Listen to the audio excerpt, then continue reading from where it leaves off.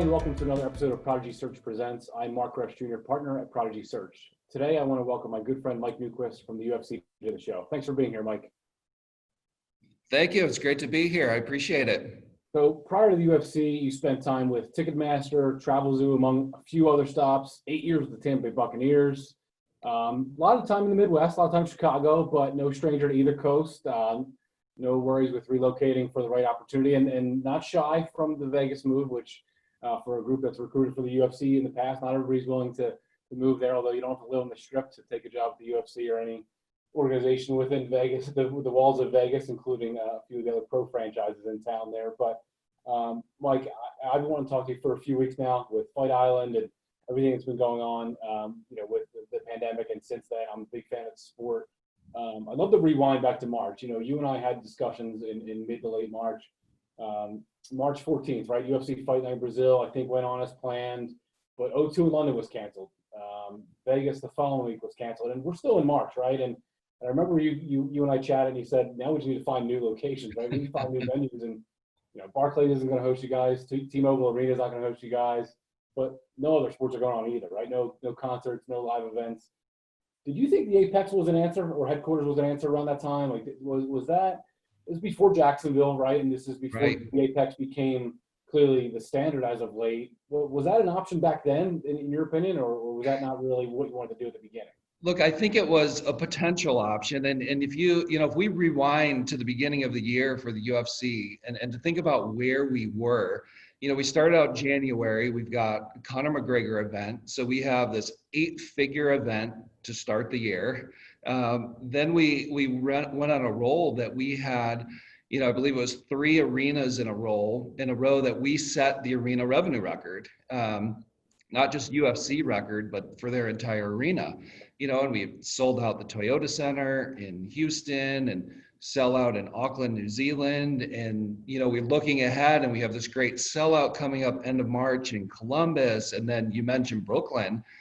We had this huge event scheduled in April. So, we were firing on all cylinders from a marketing standpoint, a sales standpoint, a ticketing standpoint. And then, all of a sudden it's zero. And, we're in Brasilia and, we host an event with no fans. And, as we start looking, and then Apex was absolutely, an option that we hoped, as we were still under construction and part of it. We hoped it would be an option, but there's also a lot of state and local, folks that we needed to talk to, and every state, at that point had, different limitations. And as we were looking for other places to host our events, Jacksonville was a great partner in the beginning. And then, once we were able to move into the Apex, I mean, you're talking state-of-the-art production facility. It was intended to be, for our Contender Series, yes, but also, to do pre-event shows, pre-game shows. It's a studio set that other teams have looked at. It's, it can be, we had music acts that looked at the Apex to do rehearsals for big concert tours, for residencies here in Vegas, to, ad agencies that talk to us about shooting commercials there. It's a huge soundstage along with a state-of-the-art production facility. So we did think, as we were talking through health and safety protocols, that would be the best option for us. We're very lucky, we bought, this gigantic building next door, and, not knowing what the future, held for us, but it's been an unbelievable place. It's next door to our giant headquarters here, to be able to host events here in the US, and we'll continue doing that for a bit now.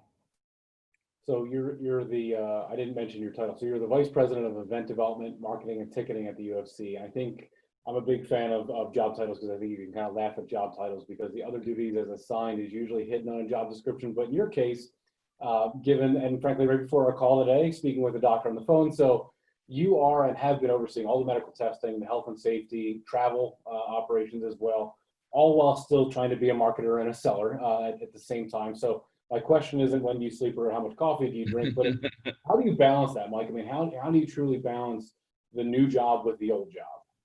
Yeah, it's really been an interesting time. And, like I mentioned, how we were earlier in the year, I'm typically 100% focused on our global events and global event marketing and revenues and ticketing and travel. And then, as we started to see, what was happening and no fans, and we weren't, going to be going city to city, we saw a need for, obviously for medical testing. And, so as I knew that part of my time or a lot of my time was freeing up, would have the time to, take this project on. And we think about it, we do whatever we have to do to put on an event. And if that means, coordinating all of our medical tests and, those protocols, it's been completely different. Like I mentioned earlier, the majority of my calls now are medical calls, and it's a different aspect, but I love every bit of it because it's helping us to put on these events. So if that means we're testing, everyone before they depart their city, and then we're testing as soon as they arrive in Las Vegas, and then we're testing, the day before the event again, that's all part of it. It's been completely new. And part of it too, there's no rule book for what we're doing. We were the first to come back, and so we were writing it, as we were going and working with the medical experts and, coming up with the strictest of protocols to still allow us to hold events. So it's absolutely been a shift. And yes, there were some sleepless nights getting ready for Fight Island, that's for sure. But it was, just an amazing opportunity. Well, so you brought it up, and I feel like I was really kind of burying the lead here. We're a few minutes into the conversation. I get to bring it up, and I know the listeners and viewers want to know all about Fight Island in Abu Dhabi, and I'd like to talk about the logistical challenges, right? Not being in Vegas for one, right? It's easy to be at the home base. Additionally, all the testing, moving. I think you told me 1.6, 700 people from all over the world, so it's not a small number of people. How did you, and I know you're going to give credit to other people as well. So how do you and your colleagues, your team, handle the logistics, the flights, the procedures, et cetera? I mean, pull back the curtain a little bit, if you wouldn't mind, on how Fight Island, I know there's episodes of it. We can all, I'm going to redirect people to YouTube after this, but talk to me about your and your team's role in the logistics and setup and all that stuff. Yeah, and I've been involved with Super Bowls and some large events, but never been a part of anything quite like Fight Island, with as fast as it came together. And you're talking about moving, like you said, 600 or 700 people from literally every corner of the globe in the middle of a pandemic with travel restrictions everywhere. I'm pretty sure our travel group and our compliance group was working 24/7 for a lot of the time, and that's no joke.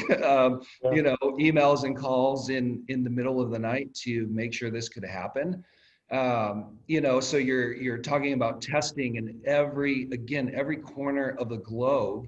So finding testing facilities that can, host our athletes and our corners before they're even flying to a hub city, and to get into Abu Dhabi. So we're testing all over the world. We set up 4 hubs, Las Vegas, Sao Paulo, London, and Moscow, to kind of serve as host cities and hub cities. If we could get the majority of people to these cities, we felt like we could test in larger groups, which we were able to do. But then a lot of folks, weren't able to get to one of those cities, and there was travel restrictions coming out of Australia, coming out of Russia. And so and it was changing every day.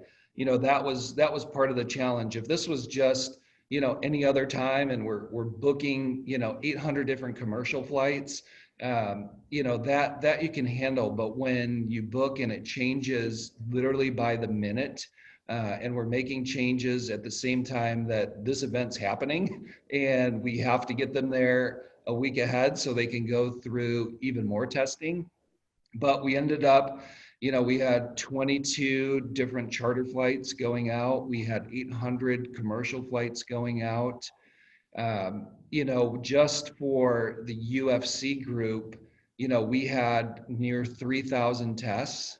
And the amazing part too, and the great partners that we had in Abu Dhabi with the Department of Culture and Tourism, they did 18,000 tests over the course of Fight Island. 18,000. And what they did is they had everyone that was working the event, every hotel employee, anyone working at the arena, they actually had to quarantine inside the hotel for 14 days before we even arrived, and they were testing every 3 days.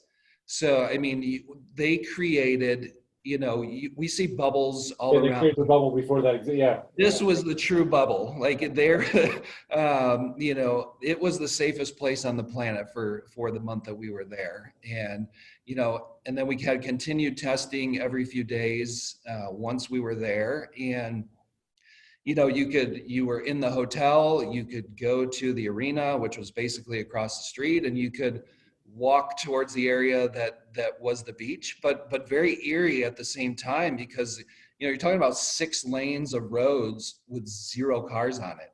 Yeah. I mean, it was a true bubble, and just unbelievable. When Dana thought of it, just such an amazing concept, and then with the partnership that we had there in Abu Dhabi, and just everyone to pull that feat off in such a short period of time, just a great group of people that were involved in it. It's really fascinating to hear the part of the story that you shared as well, which is that because the other sports, you wondered if they were going to be able to do the same thing or try to execute the same thing, which is not just testing the athletes and the staff and the coaches, but you're right, people that run the hotels, the people that are otherwise in that city or location, and how do you test everybody in the community? It is easier said than done, because you can handle it within your own sport, but not the hourly workers, and that's Right. a little bit more of a challenge. So. Yeah, no, you're right. And that's what you think about. You walk down, you're eating in their restaurants, you have people cleaning your rooms, and if you're in a safe bubble, you want to know that every single person has went through that, but to quarantine for 14 days beforehand and testing every 3 days, it was a real commitment and sacrifice for those people. And I talked to, a lot of them, they're away from their families for, 6 weeks, but everyone was so supportive of us being there, and just the global exposure that was received, and from social and the global pay-per-view, it was pretty great to see it come through.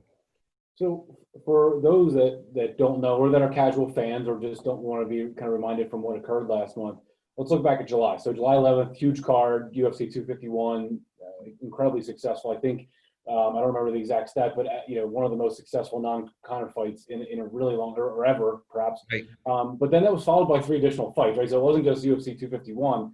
So if you can't do the math on that, that's 4 events over a 3-week period. It's even a lot for the UFC, right? And so when that was all being discussed, did you guys look at Dana and then have some of those discussions internally, like, is this a lot? That's a lot, right? I mean, you guys give them a hard time, a little crazy, coming up with that many events and that many cards in a short period of time? I think it was a lot, but at the same time, I think our staff was so thankful too, truly, that, as we were pushing forward in May and June and then into July, Dana he would send us video messages during the time that we were at home. And, from the very first day, Dana said, "I've got your back." And he truly meant that every single employee of this company, he had their back, and we were going to find solutions. And, in the first call, I knew we would be the first back. There were no looking for excuses, we were just going to find solutions. And we hit roadblocks. There's no question, as we tried to find places to host events, and it changed. But we were going to find solutions. And, when it became apparent that we were going to have trouble getting some of the international folks, into the US at certain points, it was, okay, where can we do this? What's possible? And then, the beauty of it too is the way it took off on social. Fight Island, what is this? Did Dana buy an island? Did UFC buy an island? Are they going in the middle of the Caribbean? And we saw it all, but it was so great to see, the passion of the fans in this project kind of come to fruition. But we knew we had events that we wanted to do. And, that meant hosting a Wednesday night fight night. And, it just added to the logistical challenge of, if you're going Saturday to Saturday, you can manage that a little bit better. But when you're talking about, again, you're testing 18,000 tests and 3,000 internal tests, and you're crossing over events, people coming and going at the same time, it just added to it. But I will say, this group just, it's a thankful group. It's such a hard-working group that we're like, we've got this. It was such a cool and unique idea.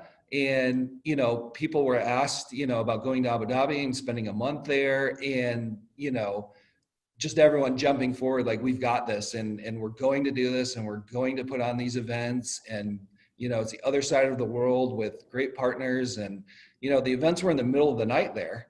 So that it was, showing in prime time here. So that was completely different too, that, you're starting events at 2 a.m. and you have, main cards starting at 6 a.m. and it's light out when you come out. So it's People such are finally feeling my pain on the East Coast when the main event starts at 1 a.m. and your kids are going to be up in 4 hours. So.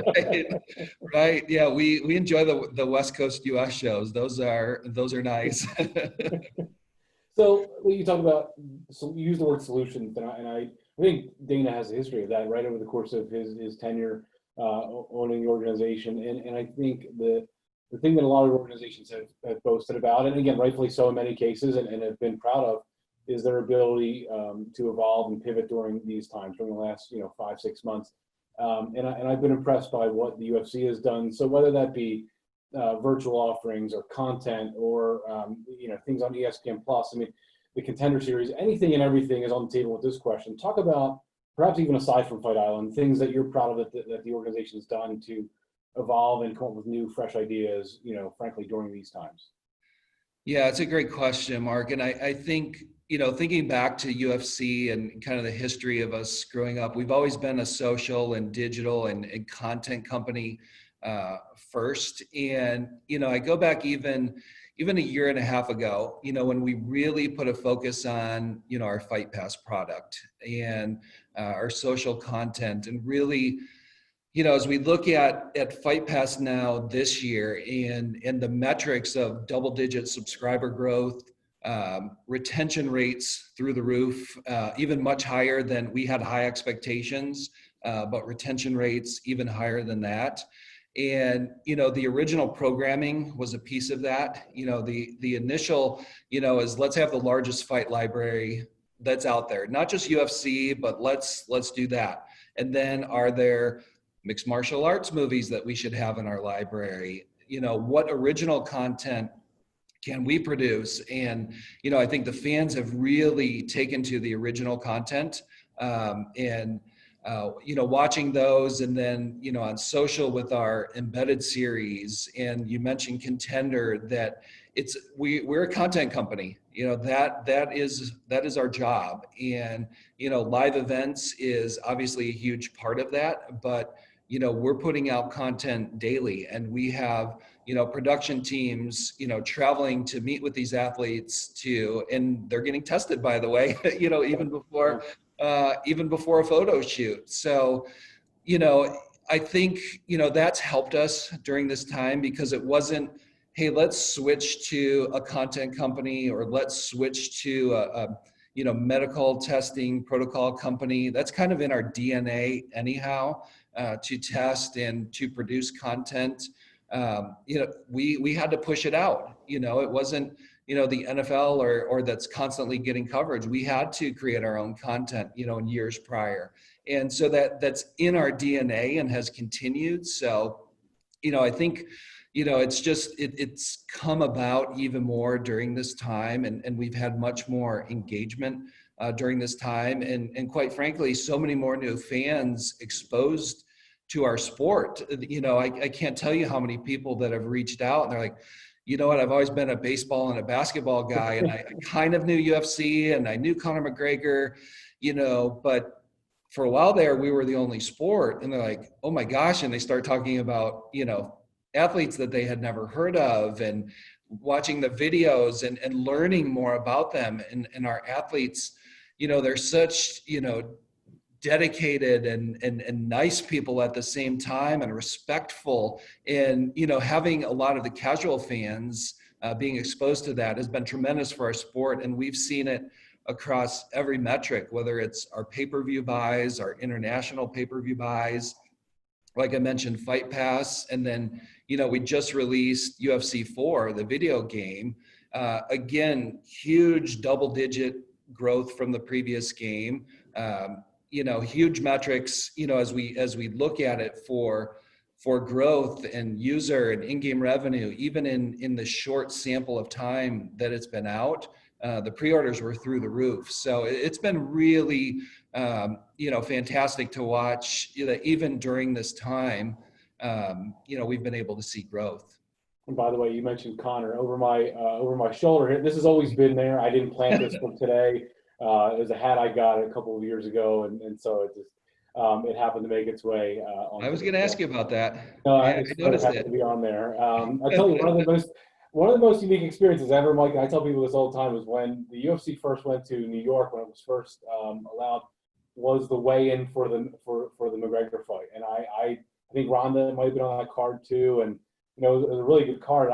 The weigh-in was an experience. I remember being on the train and taking the train from Philadelphia to the Garden, and there being other UFC fans on the train going to a weigh-in, which is again a whole different experience in and of itself. But it's fascinating, isn't it? It's you know, the day before the event, and you can pack an arena, and whether we have a full arena or typically, you know, we're in the setup and it's the back half of the arena, and it's completely filled up. You know, and again, you get back to content, like our fans love it, our athletes love it. It's a connection point, you know, because we're in and out of a city so quickly, and then we might not be back for a year, to have that opportunity to, you know, be in front of the fans, and they get, you know, there's a little more, you know, personal touch to it. But you still see the fandom, and it's crazy at a lot of these. So I'm glad you're able to experience that. Although I was disappointed to learn, like, and this is one of those things where you learn as you're an adult, that apparently the real weigh-ins happen right before the show weigh-ins. So I didn't know that when they step on the scale, it really doesn't matter if they weigh 1 pound. They've already weighed in, and they've already kind of made it. So there you go. That was something I learned, and I'm going to share with the audience today, that the fake weigh-ins are the ones you see on TV with the music and the lights and Dana and everything. So they're a lot of fun, and it's a good way to announce it all. let me ask you if two final questions, because you talked a lot about Fight Pass, and we talked about the Contender Series, but everything that's come back. I think you mentioned I think Brazil, you said, was the first one where there are no fans, and clearly no fans since then. But I've talked to a lot of people. I'm curious whether that be WWE or any current sporting event that's currently going on in the Big Four, Big Five. Is what's your take on the fanless event, right? When you watch it, I'm not sure if you've sat back and watched, you know, maybe you have, the UFCs that have occurred over the last few months, you know, in your basement, and you're watching the replays of them and saying, okay, I can here's what I'm hearing, right? Here's what I'm seeing. And it's just different than a typical crowded pay-per-view or ESPN Plus broadcast, et cetera. What's your take on the viewing experience now in today's day and age without the fans there? Yeah, it's very different, and you know, I went back and watched our events, and certainly I'm watching all of the other sports and events that are on television right now. And you know, one of the things I noticed with our events too, you know, we're typically a very close-up shot event anyhow. So as you're watching the actual fight go on, it looks exactly the same. You know, the shot is inside the octagon, it's in there with the athletes. So that part of it for our events hasn't been that different. You know, we are missing the crowd shots and the noise, but the one positive that we've seen in our sport, like you mentioned, is hearing the corners talk. All of a sudden, you know, you have, you know, corners on both sides talking to the athletes about what they should be doing, and you're hearing every bit of it, and the other athletes hearing it. And we found that our, announcing team, you could hear what they were saying. And so we had to put a plexiglass in front of them that it's very different, but for the fan and even myself inside the Apex to hear all of that you've never been able to quite hear before. You could hear it as background noise, but it's so clear now. I find it's fascinating, and from the fans love it as well, that it's just an inside part of the event that they've never quite been exposed to in that degree. So I think that's been, look, there's no replacing fans, and more than anyone, I hope we get back to fans faster than anything. But I do think from our standpoint, the television production has been outstanding, and you're still up in there with the octagon, but with even enhanced audio, which has been pretty cool to see. And I think the other sports have done, a good job too with, the way they've been able to put some fans in stands, whether it's cardboard or digital, and some of the sounds just to make it, a little more normal. But I do think, ours has looked almost the same from the actual action standpoint, because we're always tight into the octagon, and we've remained tight into the octagon. You mentioned the fans. If I could just throw in one final question with maybe a 180 to this is, when do you think fans are going to come back for the next UFC event? But as a 180 to that, could you also foresee there being a situation where the MLS just did this recently? So you go to a UFC event, instead of there being 10, 15, 20, 25,000 people there, you see like 3,000 people there. I mean, so maybe two questions. When do you see them coming back, and do you see an option being a smaller crowd? Yeah, those are great questions, and I wish I had that crystal ball, but I'll say, and I've talked to a lot of, music artist managers and agents talking about this same sort of question. And, you talk to them too, and a lot of the big acts, unless it's 100%, they're not going out. They don't need to, unless it's sold out, where they can make the revenues that they need, they're just going to hold out. If it's, less than 50% to a lot of music acts, let's say, the economics just don't work. And, as you get to 50%, it works for some. So I think from touring concepts, like us, like the music tours, it's a little more difficult. So I would say, we will likely lag behind. We typically like sold out events. Yeah.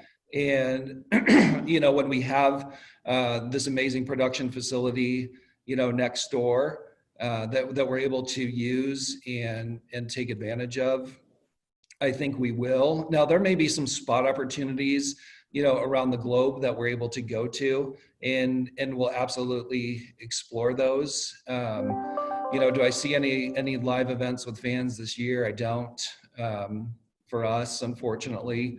And then I think, we're hopeful, like everyone else, as we get into the new year and vaccines, that we'll be able to have fans.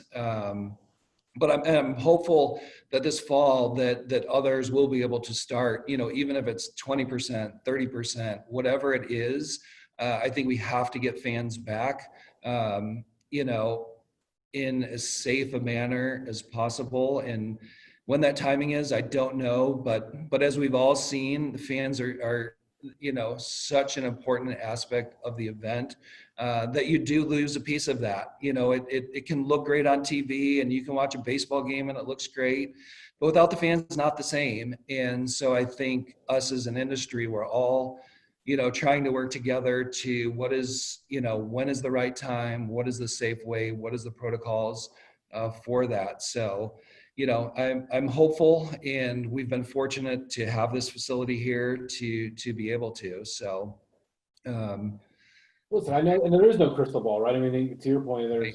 it's a hard answer. I mean, and truthfully, who knows if that experience of going to a live event and having the stadium be a third or a quarter full, aside from it being profitable, how's that experience? It still might Right. be awkward or whatever other adjective you want to use there, and not being ideal. If you can't sell it out, you guys are no different than WWE. You like to have an arena that's jam packed, and the noise and the energy is, it's tough when there's, third full. So. Yeah, that's right. And so that's why I think we'll stick with what we've been doing for a while. Um, because a third building to half building, it's not the same. I am hopeful, like you said, that a lot are able to, and we can start getting there, and we can start enhancing all the protocols to get fans back. And I will be pushing more than anyone for that to happen. So, but in the time being, I think we're all thankful that we're still able to put on events and, televised only, at least we're able to, and all the fans are still able to see the product. And then, hopefully soon, we'll get back to doing live events, but you're talking about a full year, that leagues and teams, and we're a year round. We don't have an off season. So you're talking about, that last event, was in Vegas at the beginning of March, and you start talking about, a full year, or more without events. Well, listen, I think, kudos are in order to you, to the team, and you gave credit to Dana, right, for not having to go through a lot of organizations have gone through in terms of layoffs and furloughs. You guys have found solutions, have worked around, and I'm sure it hasn't been, again, revenues. This is not going to be a skyrocketing revenue year for No. anybody, but you guys have found a way, and obviously busy end of August coming. I think Khabib was fighting in October. I think I've circled that one in my calendar already. But it's going to be a busy end of the year for you guys. So I know your schedule doesn't die down at all. So thank you for taking the time today, Mike. I really appreciate No, it. absolutely. It was a pleasure. I enjoyed it. We'll look for a potential Fight Island 2 coming up. So, we may be doing that again, but no, I truly appreciate the time and really what you and your team are doing there, and the service that you're providing to this industry. I can't thank you enough. Those affected can't thank you enough. You're doing this, out of the kindness of your hearts, and you're talking to hundreds of people, and I know you're not getting paid. You're a counselor, you're a psychologist. It's a tough time, and so thank you to you and your team for all the calls that you've taken, and what you're doing as well to help this industry move forward. So Thanks, Mike. thank you as well. Appreciate that. Thank you, my friend. Continued success. All right, thanks, Mark. We'll talk soon.